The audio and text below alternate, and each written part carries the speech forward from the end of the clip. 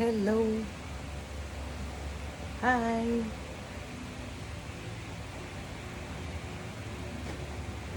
Kamusta?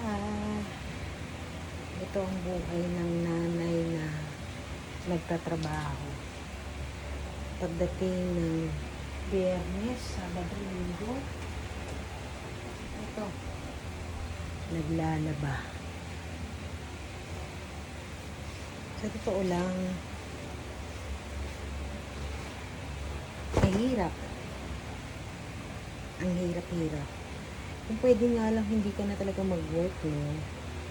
Nandun ka lang sa bahay, alagaan mo lang yung mga anak mo, papakainin mo lang, tuturuan mo lang sa mga assignments.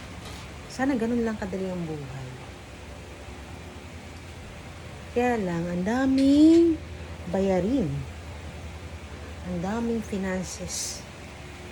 At hindi kayang i-provide ng iisa lamang ng padre de pamilya.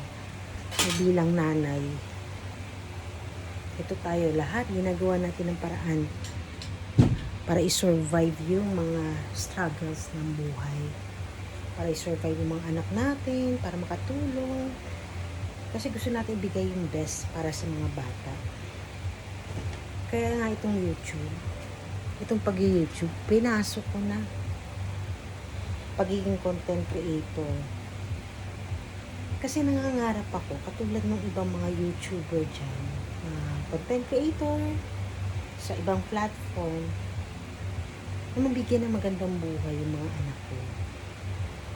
Honestly, yun talaga yung reason kung bakit kinakapalan ko yung mukha ko.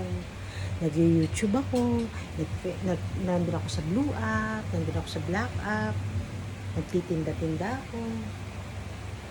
All for the reason is my children.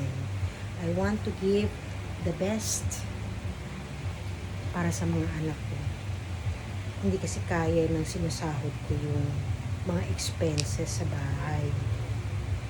Sabi ng anak ko, ng panganay kong anak, Mama, bakit ka nag-YouTube? Sinilip kita. Wala kang viewer, ako lang. Honestly, na-hurt ako. Kasi hindi pa niya naunawaan kung bakit ko ginagawa yung bagay na to. Hindi pa niya naiintindihan na ginagawa ko to kasi gusto kong kumita. Pero hindi pala ganun kadaling kumita dito. Mahirap pala. Ilang taon na ako naging YouTube. Siguro mga 2 taon na. Ilang taon na rin ako nag-FB.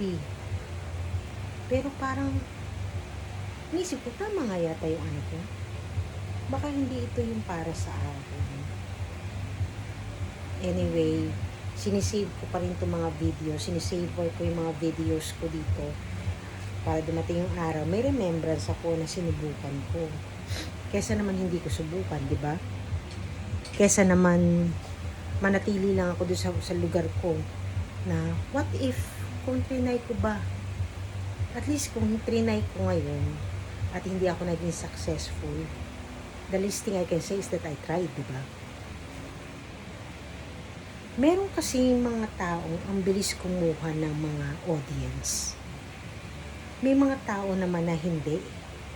Yung bang naboboring ka, sabi nga ng bunso ko, Mama, the YouTube you are creating is boring. Boring na. Ang mga anak ko talaga nabobore sa akin. Kayo po ba? Alam mo, ito lang yung outlet ko na hindi nila naiintindihan. Na hindi naiintindihan ng family ko. Kahit pa paano nagiging masaya ako dito eh. Nabibigyan niya ng hustisya yung nararamdaman ko na sinubukan ko, na kinapalan ko yung mukha ko. Kasi kakapalan lang talaga ng mukha dito eh. Kinapalan ko yung mukha ko. Kasi kung di makapalang mukha ko, walang mangyayari sa akin. Mahihiya ako. Para sa own development ko to. Own personality development ko. Honestly, mahirap. may mga bumabati ko sa'yo. Even your own family, hindi nila i-share. They will never share your ano. Hindi nga sila magko-comment dyan, hindi sila magla-like eh. Makakarinig ka lang ng comment ng mga yan, ng mga sharers na yan, kapag ibang tao na. Yung bang mga taong nakakaunawa sa sitwasyon mo. Although my children, siguro maliliit pa sila, hindi nila naiintindihan yung reason kung bakit ginagawa ko.